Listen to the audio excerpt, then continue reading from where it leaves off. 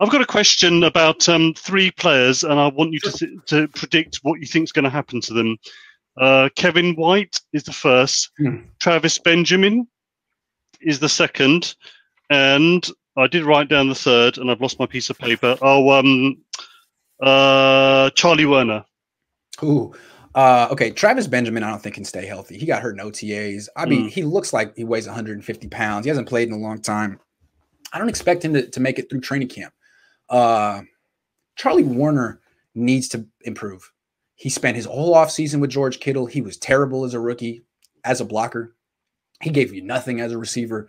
I'd like to see him at least be a good blocker, because I don't expect him to ever be like Ross Dwelly or George Kittle or Jordan Reed, someone who can beat man-to-man coverage. But if he could just be like Garrett Selleck, someone who could give you a good block and then occasionally leak out in a play-action pass, great.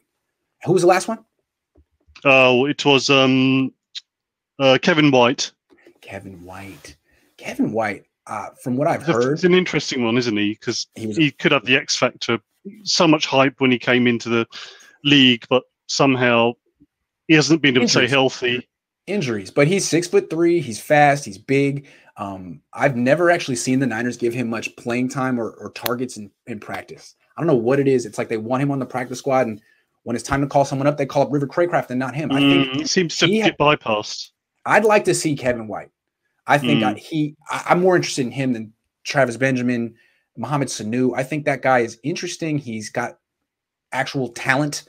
And, the Niners had success with Jason Verrett rehabilitating him. This guy has just as much talent as more. He was the top 5 pick in the draft. Yeah, so we got to keep an eye on Kevin White. Thank you for keeping him on the radar. Yeah. Fingers crossed he can make it. Yeah, absolutely. Found money. I can. Thanks for calling in. I'm glad I got you. Take care. Cheers. Bye-bye.